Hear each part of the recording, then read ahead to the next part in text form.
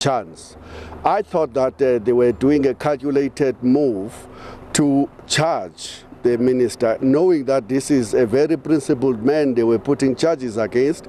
They had hoped that he was going to step aside and allow the president to appoint a more pliant minister in the tune of the Zwanes and the likes to the position, and therefore to conclude the whole capture of the state by the predatory elites in their drive to get South Africa to be a kleptocratic capitalist order where there will be no rules. And I imagine they will be able, the Guptas, to order the Reserve Bank, using the authority now in the Treasury, to just print 6 billion. We need this money for tomorrow morning and all of those type of things. They have been defeated.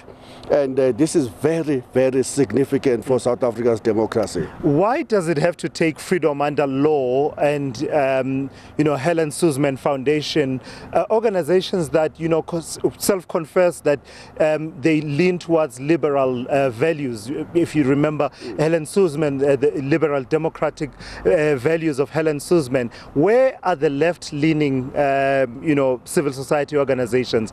And has the decline and the demise of the Labour Federation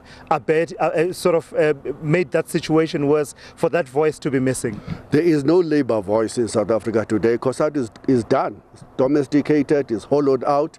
The ANC Youth League, that was such a critical voice within the ANC demanding radical solutions to our crisis, is gone. It has been domesticated. The rest of the civil society have been weakened, in particular the mass formations.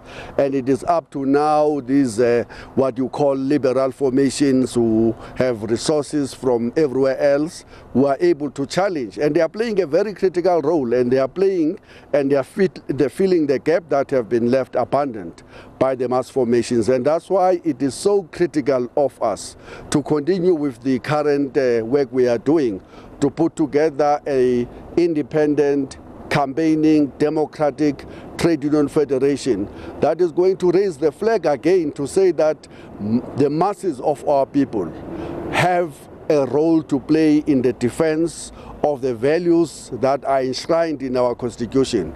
And regrettably, that's not the case in the situation we're facing today.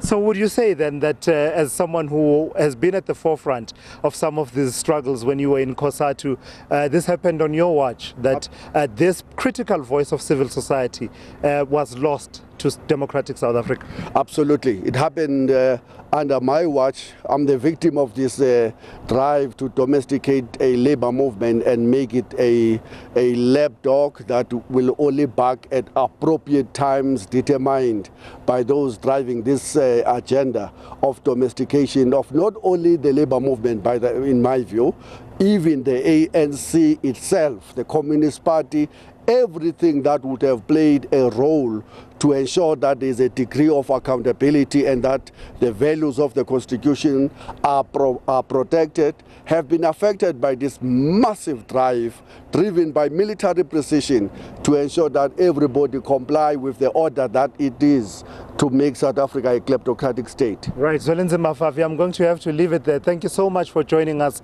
as we reflect, Jeremy, on the role of civil society. You heard it for yourself. Zwelinzima Vavi also taking stock of the role that he played in terms of how things got to this point, in terms of this key element of civil society being the labor movement.